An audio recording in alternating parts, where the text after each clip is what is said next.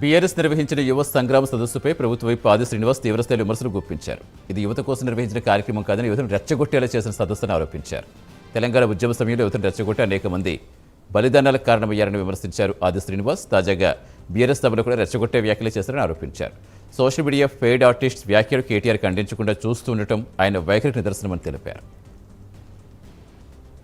ఓవైపు పెయిడ్ ఆర్టిస్టులతోటి గులాబీకి సంబంధించినటువంటి శ్రేణులతోని సభను నింపేసుకొని సభలో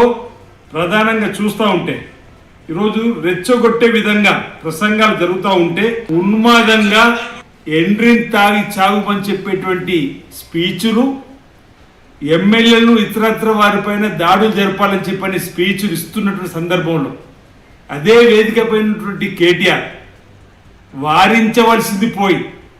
ఈరోజు ఆయనలో ఉన్నటువంటి తెరలోపల ఉన్నటువంటి మనస్తత్వాన్ని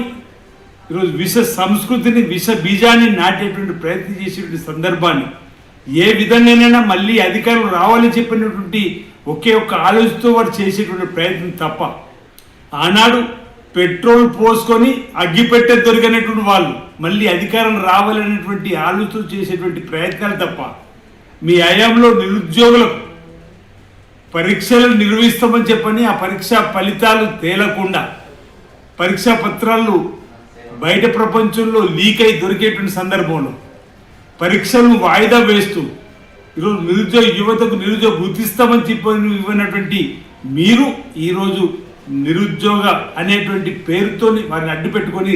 రాజకీయాలు చేసేటువంటి ప్రయత్నం సబబు కాదనమాట సందర్భం చెప్తూ